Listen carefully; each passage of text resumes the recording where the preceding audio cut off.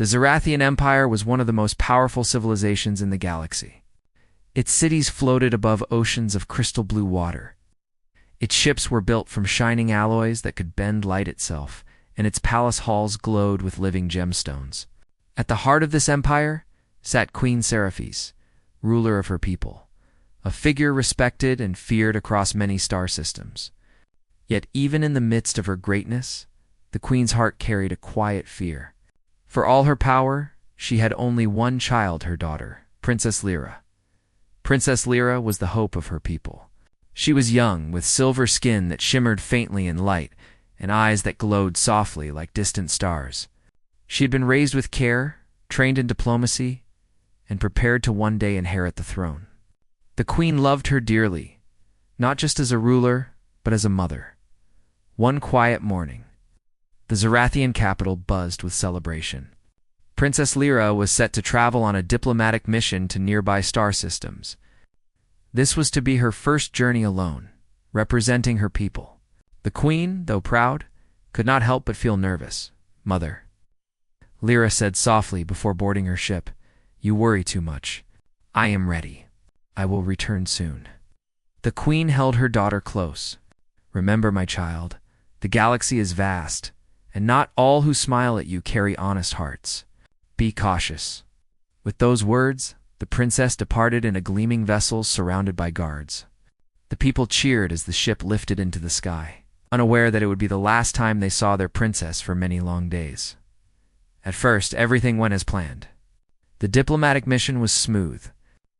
Lyra spoke with leaders of nearby colonies, sharing promises of trade and friendship. Yet on the return journey, when her convoy passed near the edge of uncharted space, disaster struck. Pirates, hiding among the asteroid fields, launched a sudden attack. Their ships were fast and cruel, painted black to blend with the void. The guards fought bravely, but the enemy numbers were overwhelming. Explosions lit the darkness as Zarathian escorts fell one by one. Inside her vessel, Princess Lyra felt the ship tremble under heavy fire. "We must retreat," cried her pilot, but before they could escape, boarding hooks slammed against the hull. The ship was breached. Armed raiders stormed inside. The guards protected her fiercely, but even their strength could not hold forever. "Run, princess," one of them shouted before being struck down. Terrified, Lyra tried to flee deeper into the ship. She barely reached an escape pod before a blast rocked the corridor. The walls cracked, sparks flew, and the princess was thrown inside the pod. Her last memory before losing consciousness was the image of pirate ships circling like hungry beasts and the sound of alarms echoing in her ears. Back on the Zarathian capital, the news arrived like a thunderbolt. The queen's advisors stood in silence as reports came in. The convoy had been destroyed. No signals remained. The princess was gone. Queen Scifi sat frozen on her throne, her eyes wide with disbelief. "No," she whispered, her voice breaking. The strongest ruler in the galaxy, who had faced countless battles without fear, now felt her heart shatter. "My child. My only child." The palace mourned. Across the empire, people wept for their lost princess. Statues were draped in dark cloth, and songs of sorrow filled the air. The queen retreated into her private chambers, unable to bear the weight of her grief. She believed her daughter lost forever, but fate had not ended the story there, far from the Zarathian capital. In the quiet reaches of unexplored space, a lone human exploration vessel drifted through the darkness. Its captain, Ethan Cole, was a man of steady spirit. His ship was small, built not for war but for discovery. Humans had only recently begun to wander the deeper stars, and Ethan's mission was to map hidden regions and gather knowledge. One evening, as he studied the stars from his worn pilot seat, his ship's sensors beeped urgently. "Strange," he muttered. A signal pulsed faintly, almost too weak to notice. Adjusting his scanners, he tracked the source. What he found made his heart race. An escape pod, drifting silently in the cold void. Its surface was scorched, its beacon flickering weakly. Whoever was inside had little time left. "Hang on," Ethan said, guiding his ship closer. With careful skill, he brought the pod into his cargo bay. The metal creaked as it was set down. He hurried to open it. Inside, he expected to see another human, maybe a stranded explorer. But when the pod hissed open, Ethan froze in shock. There, lying unconscious, was a figure unlike any he had ever seen. Her skin shimmered like liquid silver. Her hair glowed faintly with light, as though woven from moonbeams. Her face was delicate yet alien, with eyes closed in exhaustion. Even in her fragile state, she radiated an aura of royalty. Ethan whispered to himself, "What in the world are you?" For a moment, he hesitated. This was no ordinary discovery. A living alien, wounded and stranded. Humanity had dreamed for centuries of meeting other civilizations, but no one had expected it to happen like this. Yet when Ethan saw her shallow breathing, his thoughts cleared. Whoever she was alive, and she needed help. Carefully, he lifted her out of the pod and carried her to the medical bay. Hours passed as Ethan worked, cleaning wounds, setting broken supports, and giving her oxygen. The alien's body seemed fragile, yet strong enough to cling to life. Finally, her eyes fluttered open. She gasped and sat up weakly, her glowing eyes darting around. When she saw Ethan, she froze in fear. Her voice, soft yet strange, trembled as she whispered, "Where am I?" Ethan raised his hands calmly. "You're safe. My name's Ethan. I found your pod. I'm not here to hurt you." The alien princess studied him with suspicion. She had never seen a human before. His rough uniform, his dark eyes, and his plain skin looked so different from her people. Yet there was something in his voice, a gentleness that eased her panic. Her strength failed, and she slumped back. "Why? Did you save me?" she asked faintly. Ethan gave a small, tired smile. "Because you needed saving." And with those simple words, the bond between human and alien began. That night, as the stars drifted silently outside the windows of his ship, Ethan sat by her bedside. He had no idea who she really was. No idea that she was the lost princess of a mighty empire. He only knew that she was far from home, fragile, and in need of kindness. And though he could not yet imagine it, his choice to save her would change the fate of both their worlds. The quiet hum of Ethan's ship filled the air. Outside, endless stars glittered like diamonds scattered across a black sea. Inside, the atmosphere was tense yet calm, for a fragile bond had just begun between two very different beings. Princess Lyra lay in the small medical bed, wrapped in a blanket. Her silver skin glowed faintly under the soft lights of the cabin, and her breathing had steadied since Ethan rescued her. She stirred weakly, her glowing eyes opening once more. Ethan, sitting in the chair nearby, leaned forward. "Hey," he said gently, "you're awake again." "That's good." Lyra studied him with suspicion. She had never seen a creature like him before. His features were simple, almost plain compared to her people. His skin was dull in color, his clothes worn from long travel, and his hands rough with work. Yet his voice carried no threat. "Who are you?" she asked softly. "My name's Ethan Cole," he answered. "I'm a human. My ship's the Odyssey.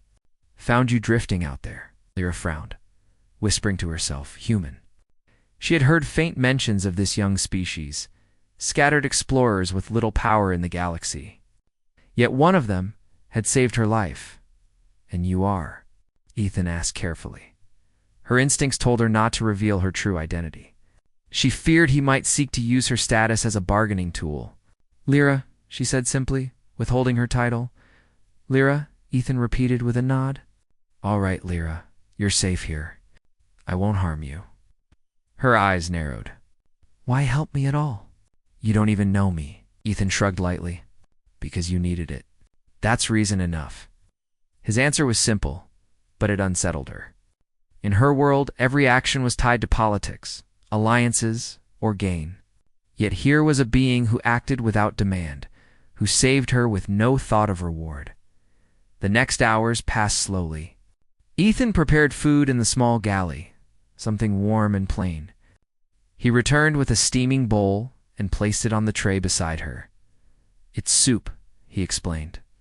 "Basic, but it'll help your strength." Lyra stared at it curiously.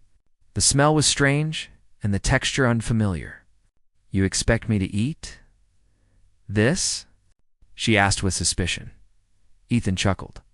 "I'm not poisoning you if that's what you're thinking. Look, I'll show you." He took a spoonful himself, blew on it, and swallowed. "See, harmless?" Slowly, Lyra lifted the spoon with her trembling hands. She tasted it cautiously. The flavor was unlike anything she had known, simple yet warm, filling her with unexpected comfort.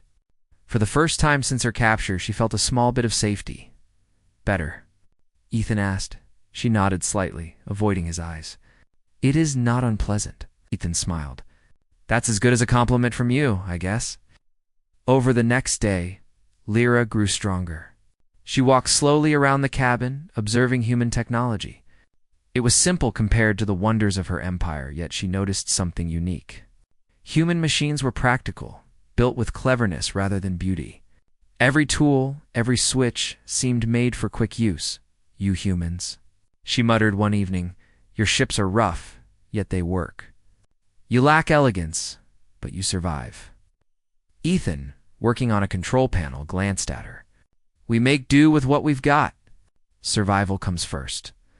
Beauty comes later." Her eyes softened a little. She was beginning to understand, but even as she grew curious, fear still lingered in her heart. She remembered the pirates, the fire, the loss of her guards.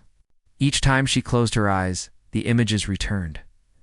One night she awoke trembling, a quiet cry escaping her lips. Ethan, hearing her, entered the room quickly. "Hey, what's wrong?" She turned away, ashamed. "Dreams."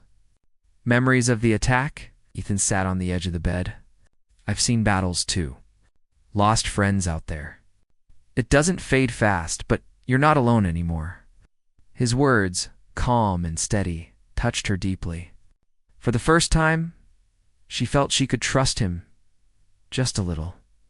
Days turned into a fragile routine. Lyra asked questions about humans, their world, their ways. Ethan explained Earth, its oceans, forests, and cities. He spoke of human struggles, wars, and unity. "We're not the strongest out there," he admitted, "but we keep trying. That's what we do best." Lyra listened with interest. She had been raised to believe her people stood above others. Yet here was a human who showed strength not in weapons, but in persistence. In kindness. One evening, as they shared another meal, Lyra finally spoke what weighed on her mind. "The ones who took me. They were raiders. Pirates. They wanted me for ransom. I escaped, but they will search for me. If they find your ship, you will be in danger too."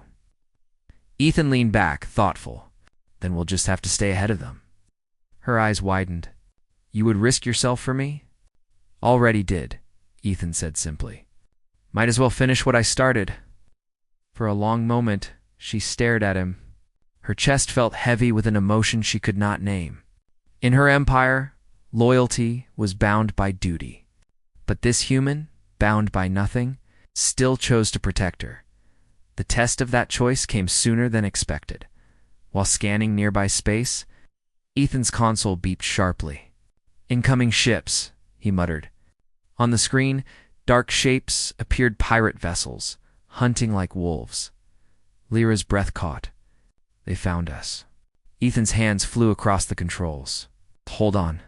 We're not giving them a free prize." The Odyssey was small and not built for combat, but Ethan knew every trick of its design. He diverted power to engines, weaving through asteroid fields. The pirates fired, beams of light flashing past the hull. The ship shook violently. Lyra clung to the seat, fear rising, but Ethan's voice remained steady. "We'll make it. Just trust me." Her heart pounded. Against all logic, she did trust him, using clever maneuvers.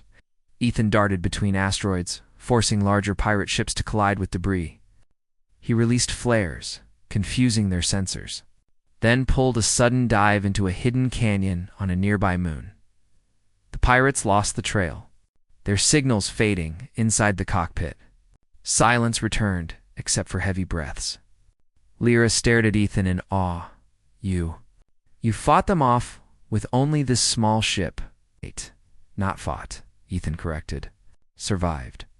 That's the human way. Her lips parted as she whispered, perhaps. That is a strength greater than power.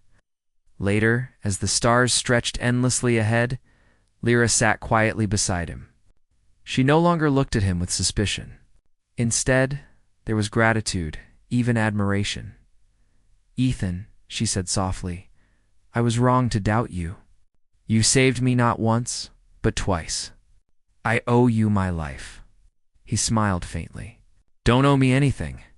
Just focus on getting home. She turned her eyes to the window, watching the galaxy drift by. Home, her mother, her people, the Empire waiting in sorrow. She felt a deep ache in her heart, but also a strange warmth. For though she longed to return, she knew this journey with a human had changed her forever, and deep within her, the fragile seed of trust had been planted.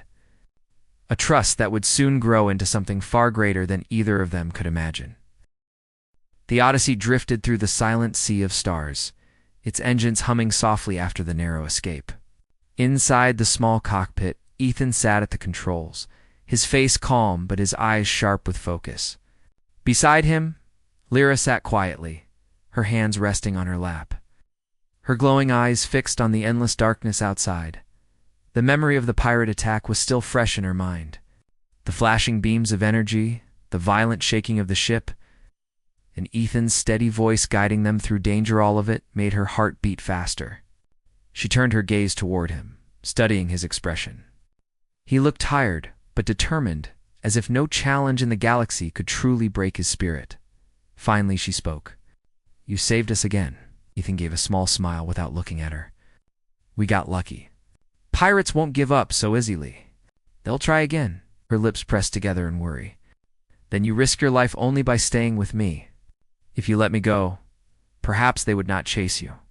He turned his head toward her at last, his eyes steady. Not happening. I don't leave people behind. Not you. The simple firmness in his words silenced her.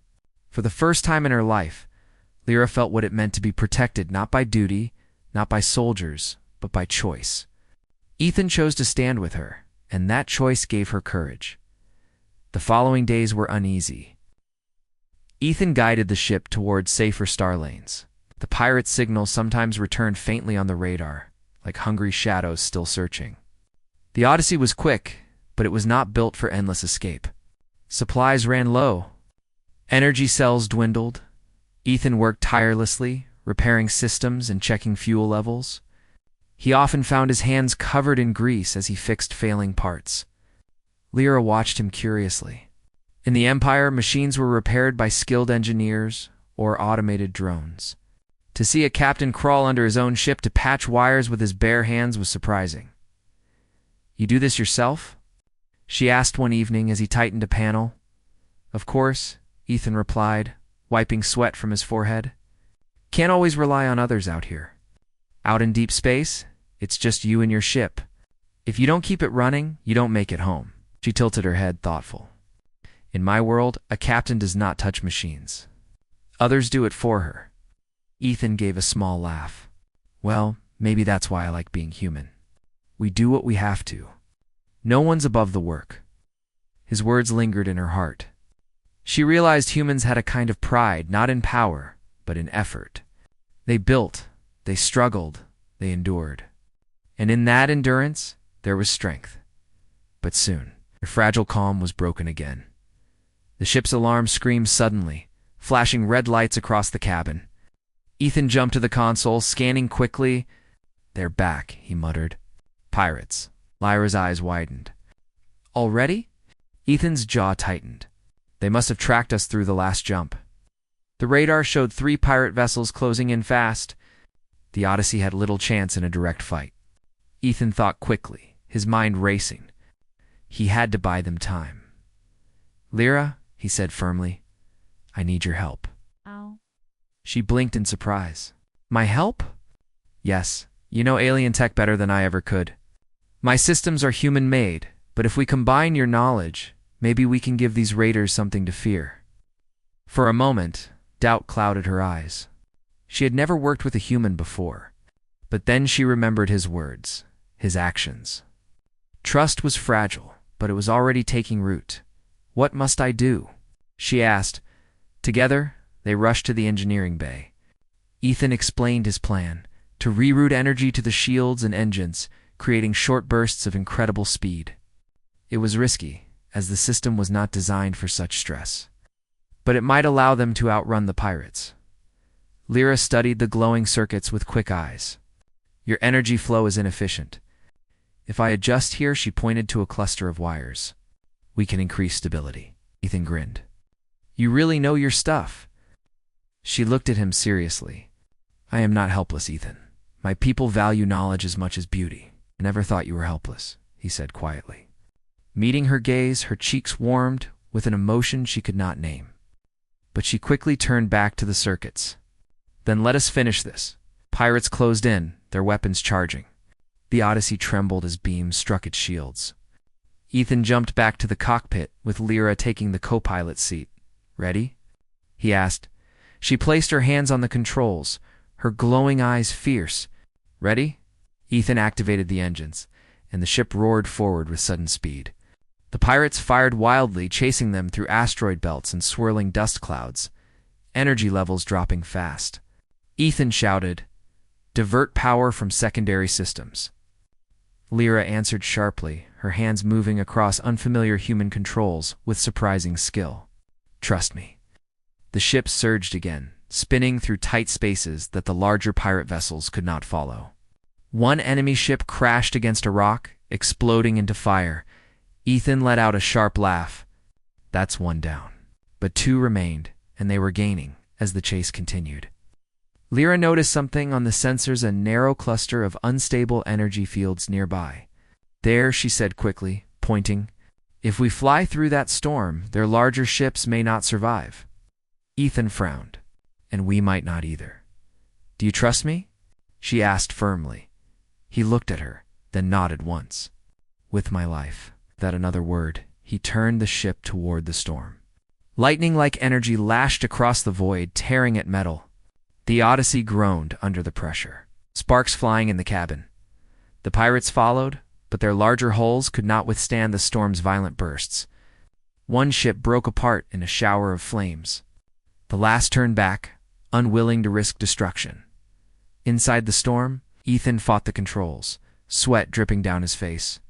"Hold together, girl," he muttered to his ship. "Just a little longer." At his side, Lyra placed her hand over the energy console, steadying the flow she had adjusted earlier. The ship shuddered, but pushed through. And then, with a final burst of light, the Odyssey shot free of the storm, alive and safe. Silence filled the cabin once more. Both Ethan and Lyra sat breathing heavily, the adrenaline still burning in their veins.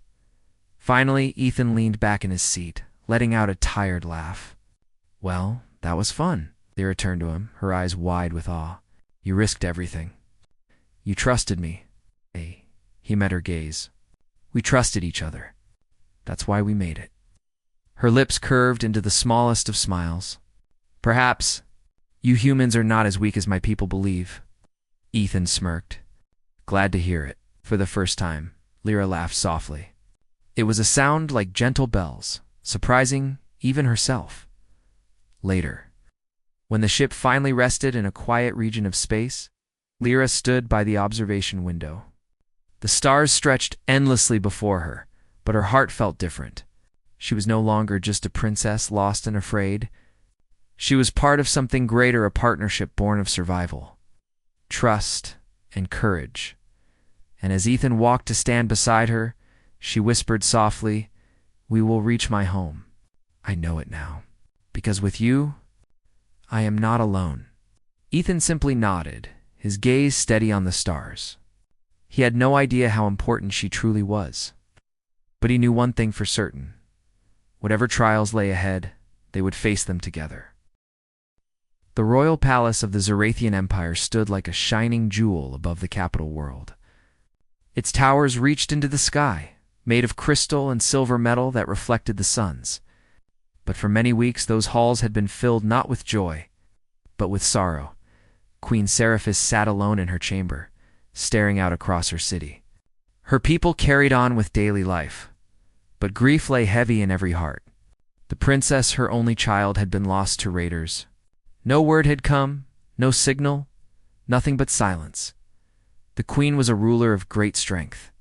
She had led her people through wars, through famine, through storms of the stars, yet none of those struggles had broken her like this. She had buried hope, and every night she whispered a quiet prayer to the void, asking for the impossible, her daughter's return. Far away, the Odyssey cut across the stars. In the cockpit, Ethan guided the ship towards Zarathian space. Lyra sat beside him, her hands clasped tightly. Her glowing eyes showed both hope and fear. "We're close," Ethan said quietly. "Your people's signal is strong here." She nodded, but did not speak. Her heart raced. What would her mother think? What would her people say when they saw her arrive with a human? "You look nervous," Ethan observed. "I am," she admitted softly. "So much has happened. I do not know if my mother will believe me, or if she will accept you." Ethan shrugged lightly. "Doesn't matter if she accepts me. What matters is she gets you back safe." Lyra turned to him, studying his calm face. There was no fear in his eyes, only honesty. Slowly, she let out a deep breath. "I will face her, but I want her to know the truth, that without you, I would not be alive." He gave her a small smile. "Then we'll tell her together." As the ship approached, Zarathian defense vessels quickly surrounded them. Sleek and shining, they glowed with blue energy shields. The voice of a guard crackled through the comes, "Unknown vessel, you enter royal space. Identify yourself." Ethan opened the channel. "This is Captain Ethan Cole, human explorer. I have a passenger who belongs to you." There was a long pause. Then a voice, sharp with shock. "Princess Lyra?" Lyra leaned forward. "Yes, it is me." The channel went silent again. Ethan glanced at her, but she only waited calmly. Finally, the voice returned, trembling with disbelief. "By the stars. Princess, we thought you lost. We will escort you to the palace at once." The guards formed around the Odyssey, guiding it down toward the capital world. Ethan watched the glowing cities rise beneath them, vast towers, floating platforms, and crystal bridges stretching across the sky. It was unlike anything he had ever seen. Lyra, however, saw home. Her eyes filled with tears as memories rushed back. She was here. She had returned. The landing bay of the palace was filled with Zarathian guards and nobles. They stood in silence as the small human ship touched down. A ramp lowered, and at last Princess Lyra stepped onto her home soil again. Gasps filled the air. Some fell to their knees. The princess, once thought lost, was alive. "Princess," voices cried. "She lives." Lyra moved forward, her silver skin glowing in the palace lights. Behind her, Ethan followed quietly, unsure of how he would be received. His plain human form looked so small compared to the shining aliens around him, yet he stood tall because he had promised Lyra he would not leave her side. The palace doors opened, and Queen Seraphis herself appeared. She was taller than most, her silver crown shimmering with light. Her eyes, weary from weeks of grief, widened as she saw the figure approaching. Lyra ran forward, her voice breaking. "Mother." The queen froze for a moment, unable to believe. But when her daughter's arms wrapped around her, the truth struck her heart. She clutched Lyra tightly, tears falling freely. "Mother, I'm back." Lyra cried, her voice trembling with relief. "He saved me." The queen pulled back, her glowing eyes filled with both joy and shock. She turned toward the human standing a few steps away. Ethan bowed his head slightly, unsure of what to say. "This human," Lyra said firmly, holding her mother's hands, "found me. He healed me. He fought for me. Without him, I would not stand here now." The hall grew silent. Every noble, every guard stared at Ethan in disbelief. Queen Seraphis studied him carefully. Her heart was torn between gratitude and suspicion. She stepped forward, her voice low, but heavy with power. "Human, you saved my daughter." Ethan lifted his head, meeting her gaze. "Yes, Your Majesty. I just did what anyone should do." Her eyes narrowed slightly. "No one else did. Only you." Lyra tightened her grip on her mother's hand. "He is different, Mother. He risked his life for me again and again. When all seemed lost, he stood by me." The Queen's eyes softened. Tears glimmered once more as she touched her daughter's face. "My child, I thought I had lost you. Yet here you are, returned to me, carried by a stranger from a distant world." She turned back to Ethan. The hall waited in silence for her judgment. Finally, the Queen stepped closer and bowed her head slightly. "You have my gratitude, human. You returned to me the treasure of my life. I will not forget this." Gasps spread through the nobles. Never before had the Queen shown such respect to an outsider, much less a human. Later, in the quiet of her private chambers, Queen Scifi sat with Lyra and Ethan. Servants brought food and water, but the Queen dismissed them quickly. She wished to speak without eyes and ears around.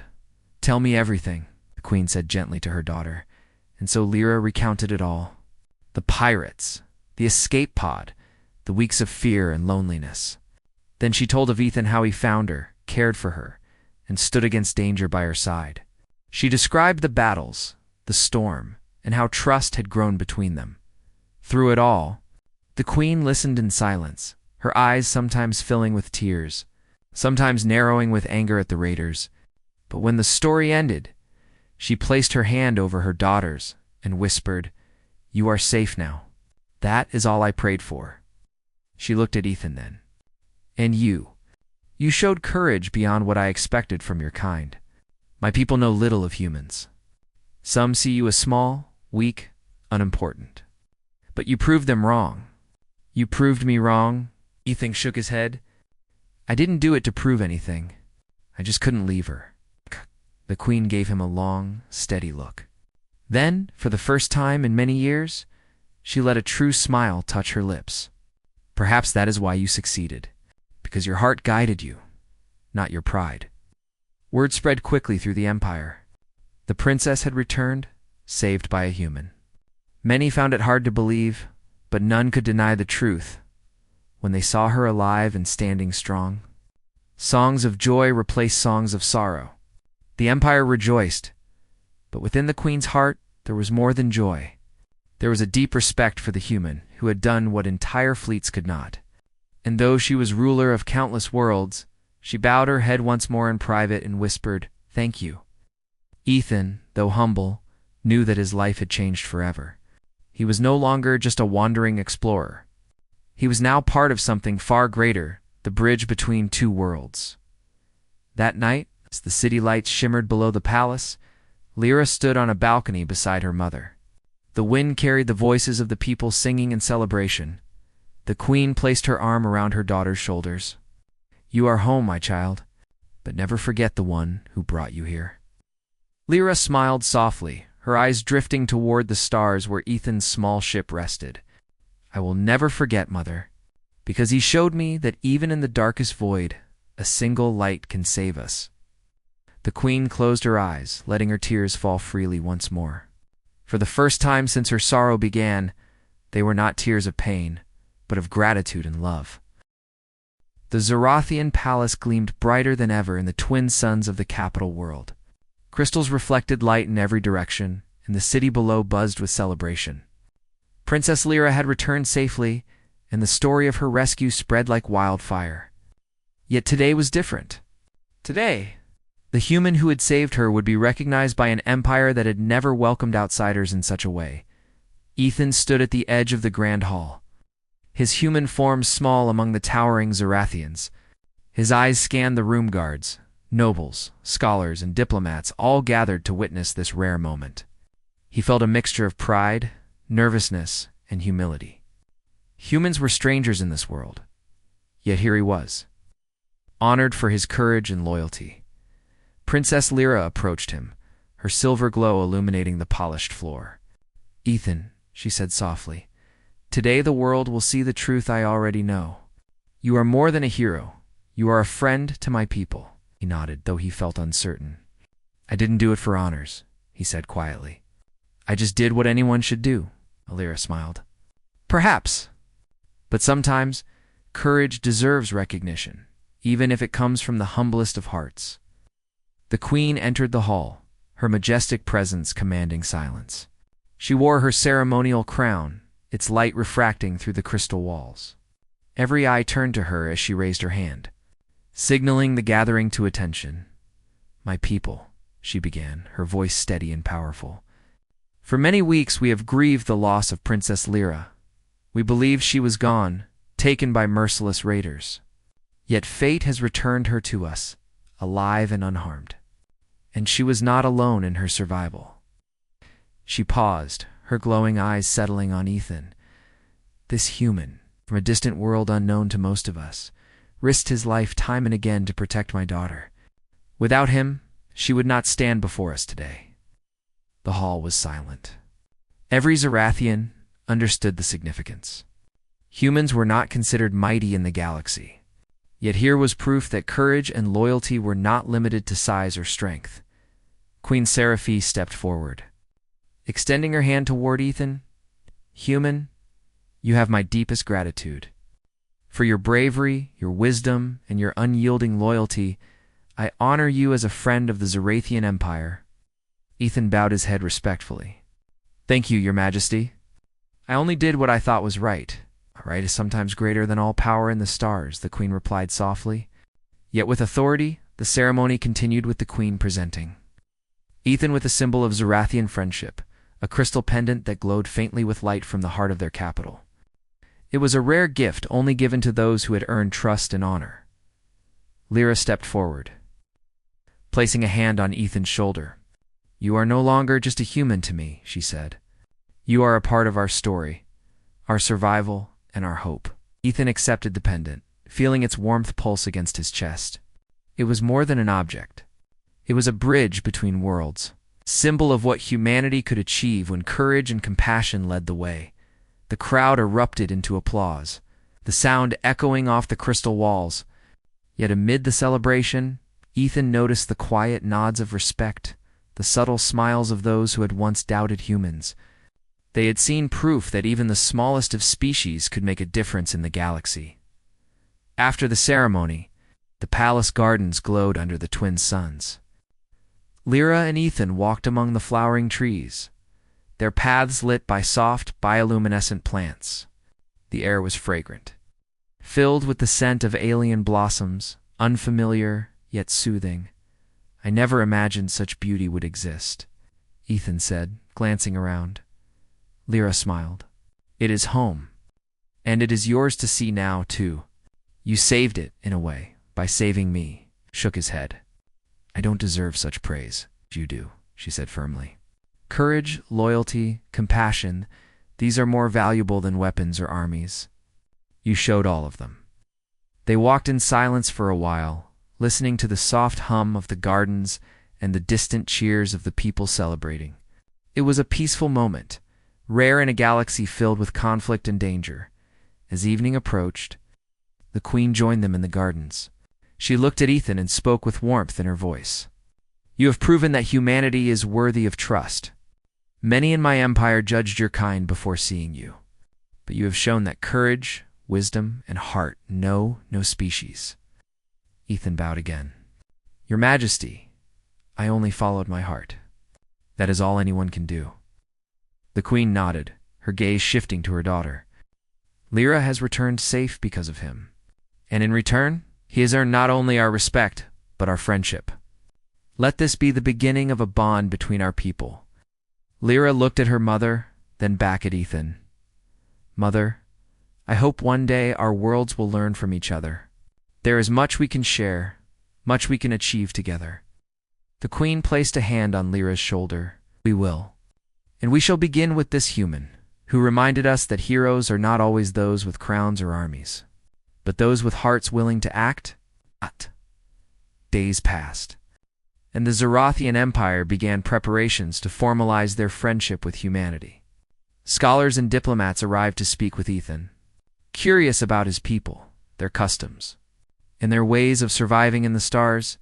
Ethan shared stories of human ingenuity, of exploration and unity, of a species small in size but mighty in spirit.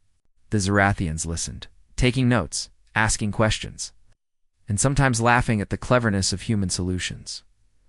Lyra often stood beside him, translating and explaining, her voice proud. "He is patient and wise," she said to the assembly, "and he has shown us the value of persistence, kindness, and courage." Even Queen Seraphis observed quietly, impressed. Humanity was not what she had expected. Perhaps the galaxy had underestimated the man. Perhaps she was glad for that. One evening, as the sun set and the sky turned shades of violet and gold, Ethan stood on the balcony of the palace. Lyra joined him, her silver glow dimming softly in the twilight. "We did it," she said quietly. "Yes," Ethan replied, looking at the horizon. "You're home. And now, maybe our worlds can walk together, side by side." She smiled, a mixture of gratitude and admiration in her eyes. "You changed everything. You showed my mother and my people that trust and courage can come from the most unexpected places. That is no small thing." Ethan shrugged lightly, but a smile crept across his face. "I only did what I thought was right. If that changes the galaxy, then that is enough." Lyra reached out and took his hand. "You are more than enough, Ethan. You are a bridge between worlds and a hero of hearts, not just deeds." The night sky deepened, and the stars glittered brighter than ever. In the quiet of the palace gardens, human and alien stood together. Knowing their journey had changed the fate of two worlds, the Zarethian Empire had gained not just a princess returned, but a new understanding of courage. Humanity had gained not just friendship, but a place among the stars in ways no one could have imagined. And as the twin moons rose above the crystal towers, Queen Seraphis watched from her chamber, her heart filled with gratitude. She knew the galaxy would never be the same. The bond forged today, through bravery, loyalty, and compassion, would endure for generations, because sometimes true strength is not measured in fleets or weapons, but in the choices made by a single heart willing to act. And in that choice, humanity had proven itself worthy,